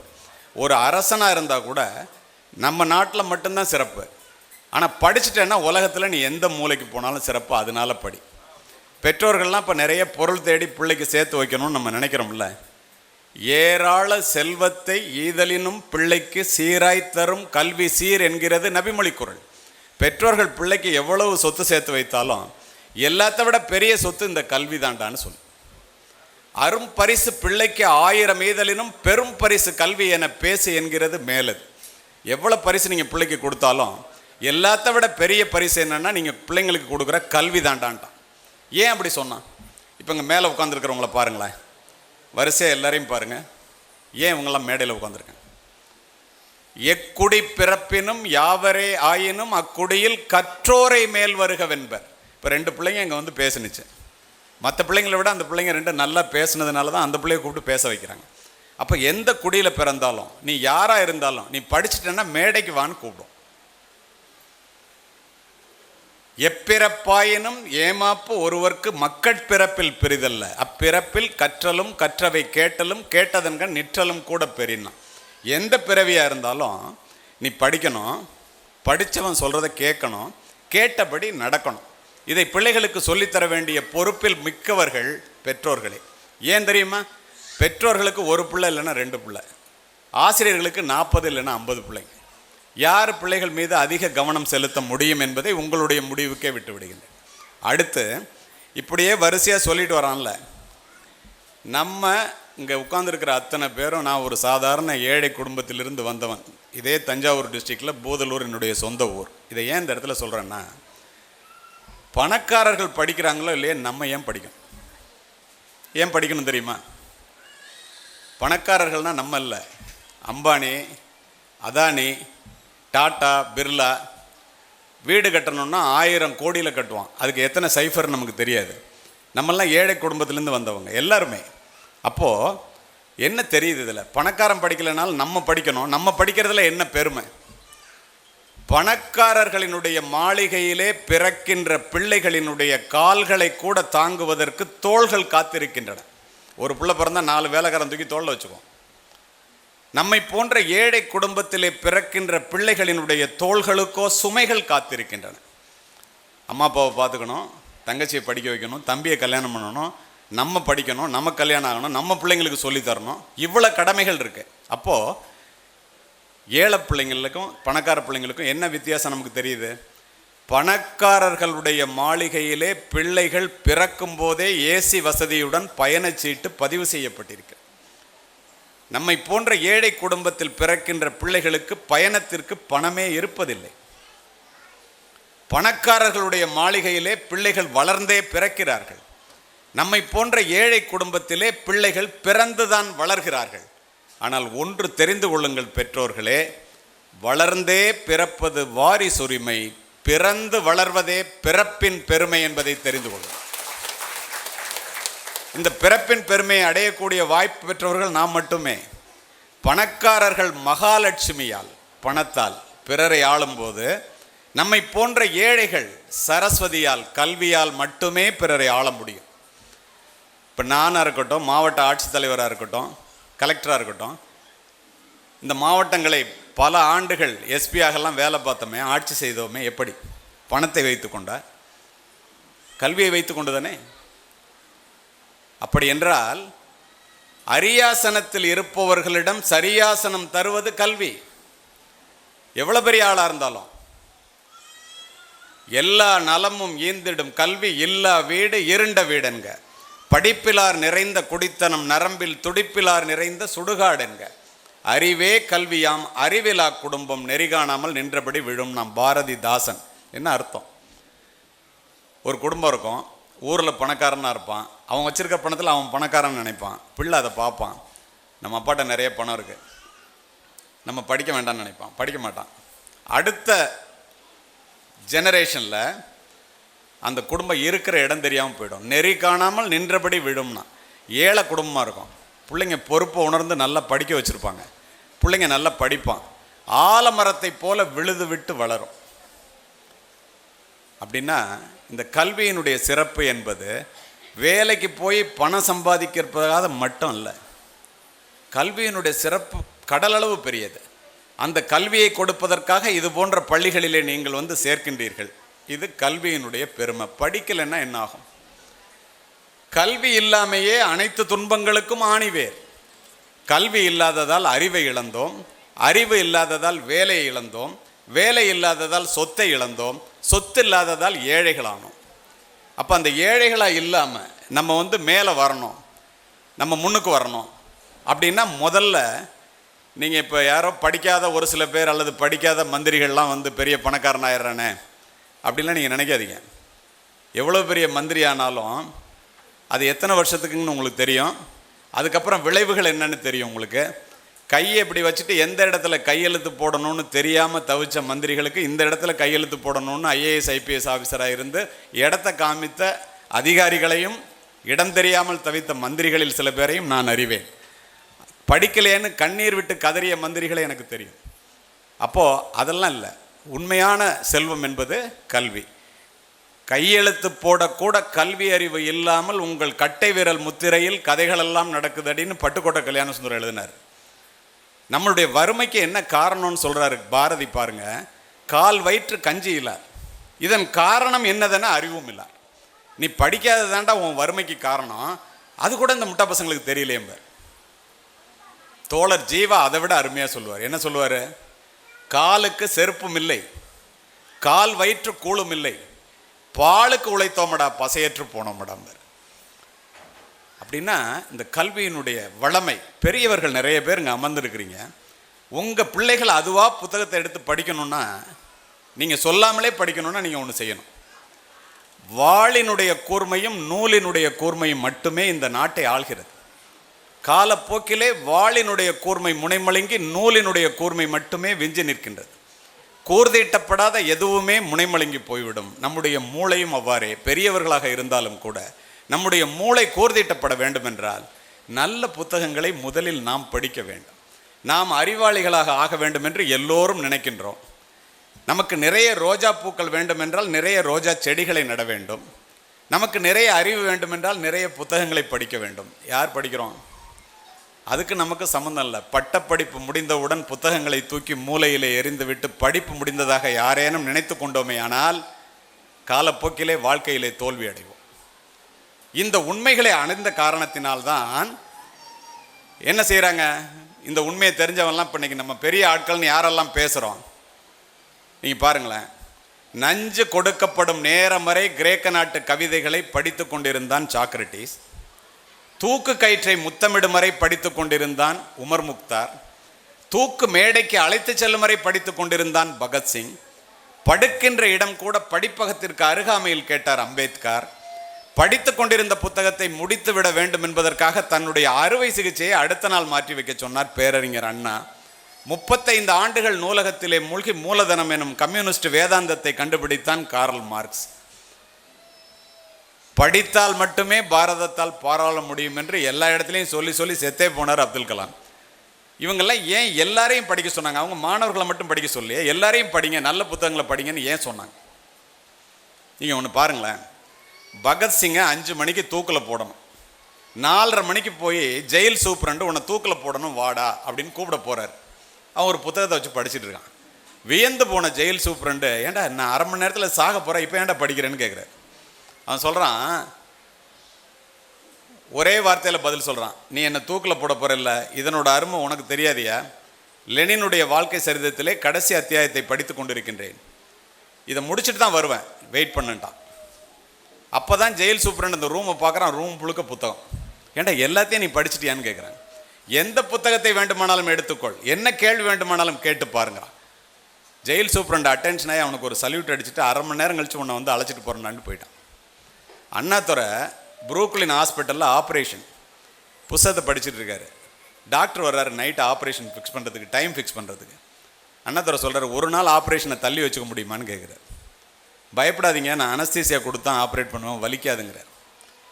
அதுக்கு சொல்லலையா, ஒரு நல்ல புத்தகத்தை நான் படிச்சுட்டு இருக்கேன், இதை படித்து முடிச்சுட்டு செத்தா கூட பரவாயில்ல, அதனால அடுத்த நாள் வச்சுக்க முடியுமான்னு கேட்டேன். நீ எத்தனை புத்தகம் படிக்கணுமோ படியா, அதுக்கப்புறம் ஆப்ரேஷனை வச்சுக்கிறேன்ட்டு போயிட்டார். அப்படின்னா நம்ம பிள்ளைங்க எப்படி படிக்கிறாங்க? நம்ம ஏதாவது படிக்கிறோமா? இவன் என்னடா நம்மளை படிக்க சொல்கிறானே நீங்கள் நினைக்கலாம், வேடிக்கையாக இருக்கும் உங்களுக்கு. ஆனால் நீங்கள் 4 நாளைக்கு புத்தகத்தை எடுத்து படித்து பாருங்கள், உங்கள் பிள்ளை தன்னால் புத்தகத்தை எடுத்துகிட்டு போய் உட்காரும். அப்போது இந்த கல்வியினுடைய அருமையை நாம் உணர்ந்திருக்கிறோமா என்றால் இல்லை என்று தானே அர்த்தம். அதோடு மட்டும் இல்லைங்க, இந்த படிப்பு என்ன செய்யும்? பிக்காசோவினுடைய ஓவியத்தை விட, பீத்தோவனினுடைய குசையை விட, ஹியூகோவினுடைய ஒரு வாக்கியம், கதையினுடைய ஒரு கடைச்சொல், கம்பனினுடைய ஒரு செய்யுள், பாரதியினுடைய ஒரு பாட்டு, கண்ணதாசனினுடைய ஒரு வரி நம்முடைய வாழ்க்கையே புரட்டி போடும். Anyone who stops learning is old. Whether this happens in 20 or 80, it is immaterial. Anyone who keeps on learning not only remains young but becomes more valuable regardless of their physical capacity. அப்போ படிக்கிறவன் எவனா இருந்தாலும் அவனுக்கு என்னைக்கா இருந்தாலும் மரியாதை உண்டு. நம்ம படித்தாதான் நம்ம பிள்ளைங்க படிக்கணும்னு தெரியும். நம்ம நல்லா படித்தாதான் பிள்ளைங்களுக்கு சொல்லித்தர முடியும். இந்த வேலைகளில் நீங்கள் ஒவ்வொன்றையும் பார்த்தீங்கன்னா, இந்த கல்வி அந்த காலத்தில் உள்ளவங்கெல்லாம் பிள்ளைகளை நல்லா வளர்க்க முடிஞ்சுச்சு. எது ரைட்டு எது தப்புன்னு சொல்லி கொடுத்தாங்க. நம்மளால் அது செய்ய முடியல. ஏன்னு பார்த்தீங்கன்னா, அலெக்சாண்டர் மாசிடோனியா அரண்மனையில் இராணுவ உடையோடு நின்று கொண்டிருக்கின்றான். உலகத்தை ஜெயித்த அலெக்சாண்டர். அந்த ஊரில் அவனுடைய நாட்டு மக்கள் வரிசையாக வர்றாங்க. எல்லாரும் தன்னை பார்க்க வர்றாங்கன்னு ட்ரெஸ் எல்லாம் சரி பண்ணிட்டு நிற்கிறான். ஒருத்தன் கூட இவனை பார்க்கல, எல்லாம் நேராக போகிறான். தளபதியை கூப்பிட்டு, ஏன்டா என்ன பார்க்காம எங்கே போகிறான் எல்லாருன்னு கேட்குறான். நம்ம நாட்டில் டயோஜனிஸ்ன்னு மெத்த படித்த ஒரு ஞானி இருக்கிறாரு, அவரை பார்க்க போகிறாங்க. நான் பார்க்கணும், அவனை போய் அழைச்சிட்டு வாங்குறாரு. தளபதி குதிரை எடுத்துகிட்டு போகிறான். நடந்த சம்பவம். போய் கூப்பிட்றான். ஏன்னு கேட்குறான். மன்னர் ஒன்று அழைச்சிட்டு வர சொன்னாருங்கிறான். எதுக்காகன்னா, நீ மன்னரை பாரு அப்படின்னா. நான் மன்னரை பார்க்கணும்னு சொல்லலையேன்னா. இல்லை, மன்னர் ஒன்றை பார்க்கணுன்னு சொன்னாருங்கிறான். அப்படின்னா அவரை வர சொல்கிறாங்கிறான். இவன் போய் எப்படி சொல்கிறது? போய் சொல்கிறான். அரிஸ்டாட்டிலுடைய மாணவன் அலெக்சாண்டர். குதிரை எடுத்துகிட்டு அலெக்சாண்டரே போகிறான். ரொம்ப படித்தவன். போய் அவன் வீட்டில் போனால் கூரை வீட்டுக்கு முன்னால் புத்தகத்தை பிரித்து வச்சு சூரிய வெளிச்சத்தில் படிச்சுட்டு இருக்கான். தாமஸ் ஆல்வா எடிசன் பிறக்கல, பல்பெல்லாம் கண்டுபிடிக்கல. காலையில் படிச்சுட்டு இருக்கிறப்ப அந்த இடத்துல கொண்டு போய் குதிரையை நிறுத்துறான். புத்தகத்திலிருந்து கண்களை அகற்றாமல் டயோஜனிஸ், சூரிய ஒளி என்னுடைய புத்தகத்திலே பட்டு நான் படித்து கொண்டிருக்கின்றேன். குதிரையின் நிழல் மூலமாக அதை மறைக்கின்ற முட்டாளே, குதிரையை அகற்றி நிறுத்துங்கிறான். யார? அலெக்சாண்டரை. மிரண்டு போன அலெக்சாண்டர் குதிரையை நகர்த்தி நிறுத்திட்டு இறங்குறான். டயோஜனிஸ் எந்திரிக்கிறான். எதுக்காக என்னை பார்க்க வந்தால், உனக்கு என்ன வேணும்னு யார்கிட்ட கேட்குறான்? உலகத்தை ஜெயித்த அலெக்சாண்டர்கிட்ட. அவன் சொல்கிறான், ஒரே ஒரு கேள்வி தான்டா, நான் உலகத்தையே ஜெயித்த அலெக்சாண்டர், நீ கூரை வீட்டில் உட்காந்துட்டு ஒரு புத்தகத்தை படிச்சுட்டு இருக்க, இங்கே இவ்வளோ மக்கள் இருக்காங்களே, என்னை பார்க்காம உன்னை பார்க்க வர்றாங்களே, ஏண்டான்னு கேட்குறான். அதுக்கு டயோஜனிஸ் சொல்கிறான், இதற்காகவா இவ்வளவு தூரம் வந்தாய்? நீ உன்னுடைய வாளின் கூர்மையினால் இந்த மண்ணை வென்றவன், நான் என்னுடைய நூலின் கூர்மையினால் என்னை வென்றவன். மண்ணை வென்ற உன்னை விடுத்து தன்னையே வென்ற என்னை பார்க்க வருகிறார்களடா முட்டாளேன். ஒரு நிமிஷம் அலெக்சாண்டர் யோசிக்கிறான். அப்போ சொல்கிறான், உன்னுடைய வாளின் கூர்மையினால் வாழ்க்கையை இழந்தவர்கள் கோடி பேர், என்னுடைய நூலின் கூர்மையினால் வாழ்க்கையை அடைந்தவர்கள் கோடானு கோடி பேரடா. அதனால தான் உன்னை பார்க்காம என்னை பார்க்க வர்றாங்கன்னு அலெக்சாண்டர் அட்டென்ஷன் ஆகி சல்யூட் அடிச்சுட்டு போயிட்டான். நீ தாண்டா புத்திசாலி. அப்போ நாம் எங்கே தவறுகின்றோம்? கருத்துலக பெரியவர்களினுடைய கனமான அறிவுரைகள் புத்தகங்களிலே கொட்டி கிடக்கின்றன. அவற்றை படிப்பதன் மூலமும் அதன்படி நாம் நடப்பதன் மூலமும் நம் பிள்ளைகளுக்கு சொல்லித் தருவதன் மூலம் மட்டுமே நாம் பிள்ளைகளை பெரியவர்களாக மாற்ற முடியும். சரி, இப்போ இவ்வளோ பெற்றோர்கள் இருக்கீங்க. பெற்றோர்களுக்காகவே பேசணும்னு கூப்பிட்ட இடத்துல கல்வியினுடைய அருமை பெருமைகளை நீங்கள் புரிந்து கொண்டால்தான் பெற்றோர்களுக்கு நான் சொல்லுவது உங்களுக்கு முழுமையாக அறிந்து கொள்ள முடியும் என்பதனால் இவ்வளவு நேரம் அதை சொன்னேன். பெற்றோர்கள் பிள்ளைகளை, எல்லா அம்மா அப்பாவும் பிள்ளைங்களை பெரிய ஆளாக ஆக்கணும் அப்படின்னு நம்ம நினைக்கிறோம். சில பேர் ஆக்கிடுறோம், ஆனால் நிறைய பேரால் ஆக்க முடியல. எங்கே தவறுகின்றோம்? இப்போ இந்த இடத்துல நான் பார்த்தேன், உங்கள்கிட்ட பார்த்தோன்னு சொன்னேன், நிறைய அம்மாக்கள் தான் உட்காந்துருக்குறாங்க, அப்பா இல்லைன்னு. இந்த அப்பாலாம் வாழ்க்கையில் பணம் சம்பாதிக்கிறது தான் வாழ்க்கையில் மிகப்பெரிய விஷயம்னு எல்லாருமே நினச்சிட்டு இருக்காங்க. 1000 வருஷத்துக்கு முன்னாடி தமிழ் இலக்கியத்தில் பிள்ளை புத்திசாலியாக வளரணும், ஜெயிக்கணும் உலகத்தைன்னா என்ன செய்யணும்னு சொல்லியிருக்கான். யாருடைய கடமைன்னு சொல்லியிருக்கான். என்ன சொல்லியிருக்கான் தெரியுமா? ஈன்று புறந்தறுதல் என் தலை கடனே, சான்றோனாக்குதல் தந்தைக்கு கடனே. புறநானூறு 1000 வருஷத்துக்கு முன்னாடி. பெற்று கொடுப்பது தான் தாயினுடைய வேலை. அவனை பெரியவனாக்குவது, அறிவுள்ளவனாக்குவது, பண்புள்ளவனாக்குவது அப்பாவோட வேலைடான்னு 1000 வருஷத்துக்கு முன்னாடி சொல்லியிருக்கு. இது எத்தனை அப்பாவுக்கு தெரியும், இல்லை எத்தனை அம்மாவுக்கு தெரியும்? ஒன்று. ஏன்னா காலையில் பிள்ளைய படிக்க வைக்கிறது, ஸ்கூலில் கொண்டு வந்து விடுறது, அழைச்சிட்டு போகிறது, டீ போட்டு கொடுக்குறதுலேருந்து புள்ள கரெக்டாக பரிச்சை எழுதுறானான்னு பார்த்து 24 மணி நேரமும் பதட்டத்தோடு பரிச்சை எழுத வைக்கிறது அம்மாவுடைய வேலைன்னு எல்லா அப்பாவும் நினச்சிட்டு இருக்காங்க. அது தப்பு அப்படிங்கிறத நீங்கள் அம்மாலாம் தெரிஞ்சுக்கிட்டா தான் நாளைக்கு உங்கள் கணவர்கிட்ட சொல்ல முடியும். அதோடு இல்லை, தந்தை மகற்கு ஆற்றும் நன்றி அவையத்து முந்தி இருப்ப செயல்னா. அப்பா பிள்ளைக்கு செய்கிற நன்றின்னா உதவின்னு சொல்ல நல்ல கவனிங்க. அதே நேரத்தில் பிள்ளை தந்தை காற்றும் உதவி இவன் தந்தை என்னோற்றான் கொள் என்னும் சொல்லணும். பெரிய ஆச்சரியமாக இருந்துச்சு எனக்கே படிக்கும்போது. ஏண்டா அப்பாலாம் முதுகெலும்பொடிய பாடுபட்டு முழு வயிறு காணாமல் பிள்ளைகளை வளர்க்க வேண்டும் என்று இந்த பாடுபட்டு பிள்ளைங்களை வளர்க்குறாங்க. ஆனால் அதை நன்றின்னு சொல்கிறானே வள்ளுவன், ஏன் உதவின்னு சொல்லலைன்னு பார்த்தா, எந்த பிள்ளையாவது இந்த அம்மா அப்பாட்ட தான் பிறக்கணும்னு வரம் கேட்குதா? பிள்ளை வரம் கேட்டவர்கள் நாம். நம்முடைய பரம்பரை செழிக்க வேண்டும், நம்மளுடைய குடும்பம் தழைக்க வேண்டும், நாம் பிள்ளையை பெற்று பெற்றோராக உயர வேண்டும் என்று வரம் கேட்டு நீ பிள்ளையை பெற்றேன்னா அந்த பிள்ளைய அறிவுள்ளவனா பண்புள்ளவனா வளர்த்தெடுக்கிறது நீ அவனுக்கு செய்கிற உதவி இல்லடா, நன்றின்ட்டான். அப்போ இந்த எல்லா அப்பாவும் இதை தெரிஞ்சுக்கணுமா இல்லையா? இதை ஏன் சொல்கிறேன்னா, பிள்ளை 100க்கு 100 அல்லது 200க்கு 200 +2 மார்க் வாங்குதுன்னு வச்சுங்க. ஃபோட்டோகிராஃபர் ஃபோட்டோ எடுக்க வர்றாங்கன்னு வச்சுங்க, கேக் விட்றாங்கன்னு வச்சுங்க. அம்மாவுக்கு முன்னாடி அப்பா முதல்ல நிற்பார். என்ன சொல்லுவார் தெரியுமா? பாத்தியாடி என் பிள்ளை எவ்வளோ புத்திசாலின்னு. இதே புள்ள உருப்படாமல் போயிட்டான்னு வச்சுங்க, என்னடி பிள்ளைய வளர்த்துருக்க.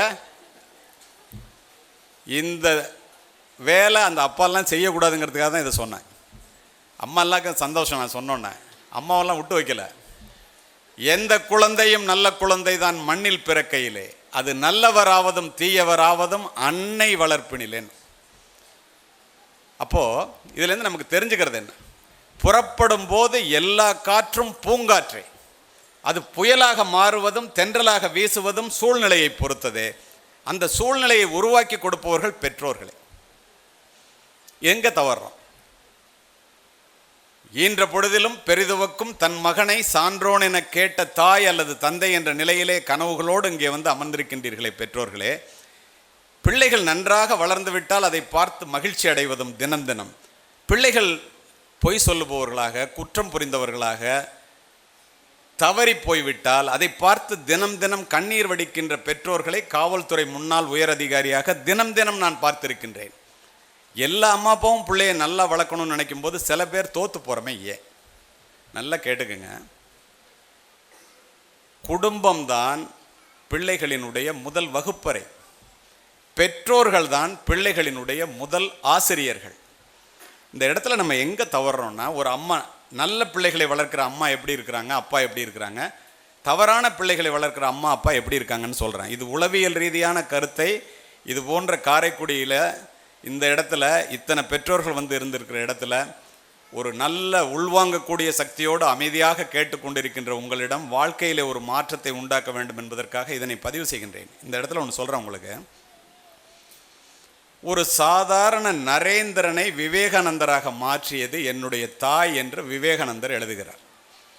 ஒரு சாதாரண மோகன்தாஸை மகாத்மாவாக மாற்றியது என்னுடைய தாய் என்று சத்திய சோதனை புத்தகத்திலே மகாத்மா பதிவு செய்கின்றார். ஒரு சாதாரண சிவாஜியை வீர சிவாஜியாக, சத்ரபதி சிவாஜியாக மாற்றியது என்னுடைய தாய் என்று சிவாஜி எழுதுகின்றான். Abdul Kalam sir saint Joseph காலேஜுக்கு பேச வந்திருந்தார். நான் எஸ்பி, கலெக்டர் சவுண்டையா 2 பேரும் போயிருந்தோம். அவரை தங்கியிருந்த ரூமெல்லாம் கொண்டு போய் எங்கிட்ட காமிச்சிட்டு இருந்தார். நான் கேட்டேன் அவர்கிட்ட, எப்படியா இப்படி ஒரு எளிமை, இப்படி ஒரு ராமநாதபுரத்திலே வீடு வீடாக பேப்பர் போட்டு கொண்டிருந்த அப்துல் கலாம் என்ற சிறுவன் இந்தியாவினுடைய முதல் குடிமகனாக உயர்ந்ததற்கு காரணம் என்னன்னு கேட்டேன் பாருங்க. ஒரே வார்த்தையில் தாய் அப்படின்னார். என்னோட அம்மாங்கிறார். இவங்கெல்லாம் இப்படி சொல்கிறாங்களே, அந்த அம்மாலாம் படிக்காதவங்க, அந்த அம்மாலாம் வசதி இல்லாதவங்க, அவங்கெல்லாம் இப்படிப்பட்ட பெரிய மனிதர்களை உண்டாக்கினார்கள். நம்மெல்லாம் ரொம்ப படித்தவங்க, ரொம்ப வசதியானவங்க, ஒரு பிள்ளை 2 பிள்ளைய வச்சுட்டு படாத பாடுபட்டு படித்து பாஸ் பண்ணானா போதும்னு தவிக்கிறோமே. இது ஏன்? என்ன காரணம் தெரியுமா? அந்த தாய்மார்களெல்லாம் பிள்ளைகளே உலகம் என்று வாழ்ந்தார்கள். செல்ஃபோன் கிடையாது, மெகா டிவியில் சீரியஸ் பார்க்குறது கிடையாது, சீரியல் பார்க்குறது கிடையாது, 24 மணி நேரமும் மெகா சீரியல் பார்க்குறதெல்லாம் கிடையாது. பிள்ளைகளே உலகம் என்று வாழ்ந்தார்கள். நீங்களும் பிள்ளைகளே உலகம் என்று நினைப்பீர்கள் என்று எனக்கு தெரியும். ஆனால் அதுபோல் வாழ்கிறோமா என்றால் இல்லை என்று சொல்லுவேன். எந்த இடத்துல தவறுறோம்னா, ஒவ்வொரு பிள்ளையும் பெற்றோர்களிடம் எல்லா பிள்ளைகளும் பெற்றோர்களிடம் அணைகிறது, அணையும். எந்த பிள்ளைகள் ஜெயிக்குதுன்னா, எந்த பெற்றோர்கள் பிள்ளைகளிடம் அதிக நேரத்தை செலவு செய்கின்றார்களோ அந்த பிள்ளைகள் மட்டும்தான் ஜெயிக்குதுங்கிறான் உளவியல் ரீதியாக. ஒன்று சொல்கிறேன் உங்களுக்கு, உண்மையான கருத்து. தாமஸ் ஆல்வா எடிசன் ஆயிரக்கணக்கான கண்டுபிடிப்புகளை கண்டுபிடித்து இதோ எரிகிறதே இந்த லைட் பல்பை கண்டுபிடிச்சவர். 4ஆம் வகுப்பு படிக்கும்போது இதே மாதிரி ஒரு பள்ளிக்கூடத்தில் அவங்க வாத்தியாரும் ஒரு லெட்டர் எழுதி கொடுத்து அனுப்புகிறார். தாமஸ் ஆல்வா எடிசனுடைய அப்பா இல்லை, அந்த ஏழை விதவை தாய் அந்த லெட்டரை படிக்கிறாங்க.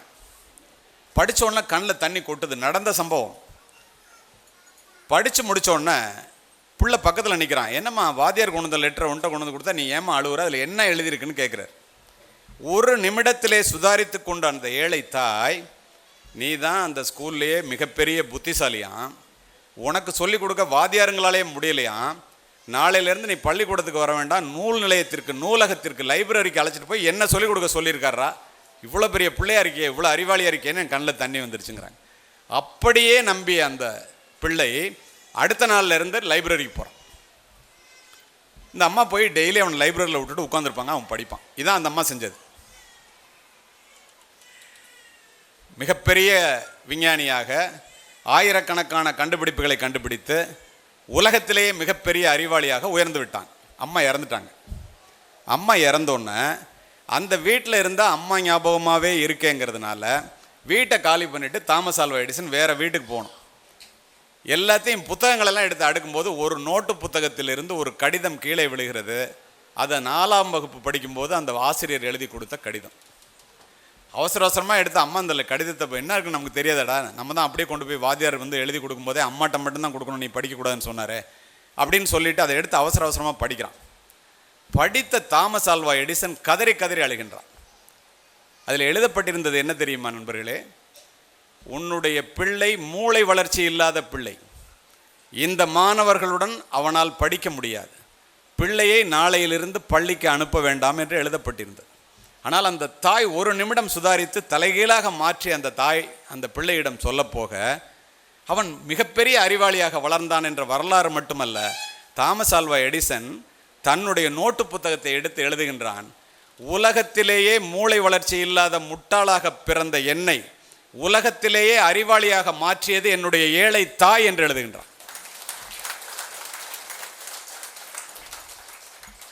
12 வயது நிரம்பிய 6ஆம் வகுப்பு படிக்கின்ற ஒரு பிள்ளையை, பெண்ணை அழைத்து கொண்டு இந்தியாவில் உள்ள மிகப்பெரிய மருத்துவமனையிலே இதயத்திலே கோளாறு தன்னுடைய ஒரே மகளுக்கு என்று அழைத்து கொண்டு செல்லுகின்றார். இது நடந்த சம்பவம், கதையல்ல. என் வீட்டில் 4 டாக்டர், அதனால் இது எனக்கு என்னன்னு தெரியும். இதை உங்களிடம் நான் பதிவு செய்ய விரும்புகின்றேன். தாயினுடைய வல்லமை எவ்வளவு பெரியது என்பதற்காக. அவர்கிட்ட அப்பாயின்மெண்ட் வாங்குறதுன்னா 6 மாதம் ஆகும். அவருக்கு கீழே 100 டாக்டர் வேலை பார்க்குறாங்க. இங்கேருந்து அழைச்சிட்டு போகும்போதே குழந்தை உயிருக்கு போராடுது அப்படின்னு சொன்னோன்னே சின்ன டாக்டர்லாம் செக் பண்ணி பெரிய டாக்டர்கிட்ட அழைச்சிட்டு போகிறாங்க. அந்த டாக்டர் ஒரு நாளைக்கு 10 இதயங்களை அறுக்கக்கூடியவர். குழந்தைன்னு அப்பாயின்மெண்ட் கொடுத்துட்றாரு. செக் பண்ணி பார்த்துட்டு அந்த அம்மா அப்பாவை கூப்பிட்டு சொல்கிறாரு, வேண்டாம்மா, இந்த குழந்தை 3 மாதம்தான் உயிரோடு இருக்கும், ஆப்ரேஷன்லாம் பண்ண முடியாது, இதயத்திற்கு வருகின்ற இரத்த குழாய்கள் எல்லாம் அடைபட்டு போச்சு, நீங்கள் அழைச்சிட்டு போங்கங்கிறார். அந்த தாய் அந்த மருத்துவரினுடைய கையை பிடித்து கொண்டு கதறுகின்றாள். கணவர் கூட இருக்கார். ஏன் ஆப்ரேஷன் பண்ண மாட்டேன்னு சொல்கிறீங்க? டாக்டர் சொல்கிறார், 30% தான் அந்த குழந்தை பிழைக்கிறதுக்கு வாய்ப்பு, 70% குழந்தை இறப்பதற்குத்தான் வாய்ப்பு, ஆப்ரேஷன் பண்ணால் இறந்துருமா, வேண்டாங்கிற. 10% இருந்தால் கூட என் குழந்தை பிழைச்சிக்கும், அதை பற்றி நீங்கள் கவலைப்படாதீங்க, நீங்கள் ஆப்ரேஷன் பண்ணுங்க. இந்த தாயினுடைய நம்பிக்கையை பார்த்த அந்த டாக்டர் சரின்னு அப்பாயின்மெண்ட் கொடுத்து அட்மிஷன் போட்டுறாரு. 7ஆவது நாள் ஆப்ரேஷன். தினம் இந்த 100 டாக்டரையும் அழைச்சிக்கிட்டு அவர் சில டாக்டர்களுடன் ரவுண்ட்ஸ் போகும்போது ஒரு 10 டாக்டர் அழைச்சிக்கிட்டு டெய்லி மாற்றி ரவுண்ட்ஸ் போயிட்டே இருப்பார். எல்லாரும் இதே அறுவை சிகிச்சை. அப்போது அந்த ஏழை தாய் அந்த குழந்தையிடம் பேசுவதை நின்று நிதானித்து கேட்கின்றார். தினம் மாலையிலே, நம்ம வணங்குற தெய்வம் உன்னுடைய இதயத்தில் இருக்கு, நீ கண்டிப்பாக பிழைச்சுக்குவ, ஆப்ரேஷன் முடிஞ்சு நம்ம வீட்டுக்கு போவோம், நீ கவலையப்படாத, 10% இருந்தால் கூட நீ பிழைச்சுக்குவ, உனக்கு 30% இருக்குது. இப்படியே அந்த தாய் சொல்லுவதை கேட்டுக்கொண்டே போகின்றார். இவருக்கு என்னடா இவ்வளோ ஹோப் சொல்லுது இந்த அம்மா அப்படின்னு இவருக்கு பயம். ஏன்னா குழந்தையினுடைய நிலைமை என்னன்னு அவருக்கு தெரியும். 7ஆவது நாள் ஆப்ரேஷன் டேபிளுக்கு குழந்தை வந்துருச்சு. முகத்துலலாம் கட்டிட்டு மேலே க்ரீன் கோட்லாம் போட்டுட்டு ஆப்ரேஷனுக்கு வந்துட்டாங்க. அந்த குழந்தைய ஒரு தட்டி அந்த டாக்டர் சொல்கிறாரு, என்னால் முடிஞ்ச வரைக்கும் முயற்சி செய்கிறேம்மா, தைரியமாக இரு. ஏன்னா 5.5 மணி நேரம் ஆப்ரேஷனுக்கு அப்புறம் அந்த குழந்தை உயிரோடு இருக்குமா இல்லையான்னு அவருக்கே தெரியாது. அந்த குழந்தை சொல்லுதுங்க, டாக்டர் ஐ டோன்ட், நீங்கள் இப்போ சந்தோஷப்பட்டீங்களே அது மாதிரி ஆங்கில பள்ளியில் படிக்கிற குழந்தை அது, doctor I don't have any fear but I am having a question to you. எனக்கு கொஞ்சம் கூட பயம் இல்லை, உங்கள்கிட்ட ஒரே ஒரு கேள்வி. என்னம்மா என்கிட்ட கேள்வியா, என்ன கேளு அப்படி. இதய அறுவை சிகிச்சைன்னா நெஞ்ச பொழந்து இதயத்தை நீங்கள் அறுப்பீங்களா அப்படின்னு கேட்குது. பயப்படுது போல் இருக்குன்னு, இல்லைம்மா அனஸ்தீசியா கொடுத்து தான் அறுப்பேன், உனக்கு வலிக்காதுங்கிறாரு. I don't have any fear, எனக்கு பயம் ஒன்றும் இல்லை, but my question still remains. என் கேள்விக்கு பதில் சொல்லியா, நீ அறுப்பியா இருக்க மாட்டியா சொல்லுங்க. ஆமாம்மா அறுப்பேன். அந்த குழந்தை சொல்லுது, என்னுடைய தாய் என்னுடைய இதயத்திலே நான் வணங்குகின்ற கடவுள் இருப்பதாக சொன்னார். நான் கடவுளை நேராக பார்த்ததில்லை, நிச்சயமாக பிழைத்துக் கொள்வேன். பிழைத்து கொண்ட பிறகு கடவுள் எப்படி இருந்தார் என்று கேட்பேன். நீங்கள் சொல்ல வேண்டும். இதயத்தை அறுக்கும் போது இதயத்தை நீங்கள் அறுக்கும்போது கடவுளுக்கு காயம்பட்டு விடாமல் அறுக்க வேண்டும். மிரண்டு போகிறார் டாக்டர். ஆப்ரேஷன் ஸ்டார்ட் ஆகிடுது. 50வது நிமிடத்திலே இதயத்திற்கு வருகின்ற இரத்த குழாய்கள் அத்துணையும் அடைபட்டு போய் மருத்துவர் நினைத்ததைப் போல டோட்டலாக இதய துடிப்பு நின்று விடுகிறது, நாடி துடிப்பு அடங்கி விடுகிறது, குழந்தை இறந்து விடுகிறது என்று முழுமையாக எல்லோரும் நம்புகிறார்கள். வேறு வழி இல்லை, பாடியை க்ளோஸ் பண்ணி கொடுங்க அம்மா அப்பாட்ட அப்படின்னு நினைக்கும் போது அந்த டாக்டர் கண்ணாடியை கழட்டி அவருடைய கண்ணீரில் வடிகின்ற கண்ணீரை துடைக்கின்றார், கண்ணில் வடிகின்ற கண்ணீரை துடைக்கின்றார். அவரும் மனுஷன் தானே. அப்படி இந்த பாடியை கொடுங்கன்னு சொல்லும்போது அந்த டாக்டர் நினைக்கிறாரு, நம்முடைய அனுபவம் படிப்பு எல்லாம் வீணாக போச்சே, எத்தனை பேரை காப்பாற்றுற அந்த குழந்தைய நம்மளால் காப்பாற்ற முடியாமல் போச்சு. ஆனால் இந்த குழந்தை இப்படி நம்புனுச்சே, கடவுளுக்கு காயம்பட்டுறாமல் அருங்கன்னு சொன்னிச்சே, கடவுள் எப்படி இருப்பாருன்னு கேட்பேன்னு சொன்னிச்சே, அதுக்காகவாவது அந்த குழந்தை பிழைச்சிருக்கலாமே அப்படின்னு நினச்சிக்கிட்டு அழுதுகிட்டே ஒரு அடி முன்னால் எடுத்து வைக்கிறார் போகிறதுக்கு. பக்கத்தில் இருக்கிற லேடி டாக்டர் கையில் ஒரு தட்டு தட்டி, doctor blood is coming to the heart is functioning again அப்படின்னு ஒன்று அவசரமாக எல்லா மிஷினையும் ஆப்ரேட் பண்ணுறாங்க. 5.5 மணி நேரம் ஆப்ரேஷன் நடக்குது. ஆப்ரேஷன் சக்ஸஸ், குழந்தை பிழைச்சிக்குது. எல்லா டாக்டரையும் கூப்பிட்டு கேட்குறாரு, ஆப்ரேஷனில் ஒரு நிமிஷம் இதயம் துடிக்காமல் இருந்து திரும்ப துடிச்சு நீங்கள்லாம் பார்த்துறீங்களான்னு கேட்குறாரு. எல்லாரும் சர்ஜன், ஏதோ உடலிலே மிகப்பெரிய மாற்றம் ஏற்பட்டிருந்தால் ஒளி இதற்கு வாய்ப்பே இல்லை என்று எல்லோரும் சொல்லுகின்றார். குழந்தை பிழைச்சிக்குது. 7 நாள் கழித்து சுவிட்சஸ் எல்லாம் பிரிச்சாச்சு. அந்த குழந்தைய பார்க்குறதுக்கு அந்த டாக்டர் போகணும். எல்லா டாக்டரையும் திரும்ப கூப்பிட்றாரு. நான் போன கடவுள் எப்படி இருக்காருன்னு கேட்குமே, நான் என்ன சொல்கிறதுன்னு ஆளுக்கு ஒன்று சொல்கிறாங்க. ஒரு முடிவோடு போகிறார். உள்ளே நுழைஞ்சோடனே குழந்தை ஒடியாந்த ஒரு காலை கட்டிக்கிட்டு, டாக்டர் நான் சொன்ன மாதிரியே பொழைச்சிக்கிட்டேன் பார்த்தீங்களா, உள்ளே நடந்தது அதுக்கு தெரியாது இல்லையா, கடவுளை பார்த்தீங்களா?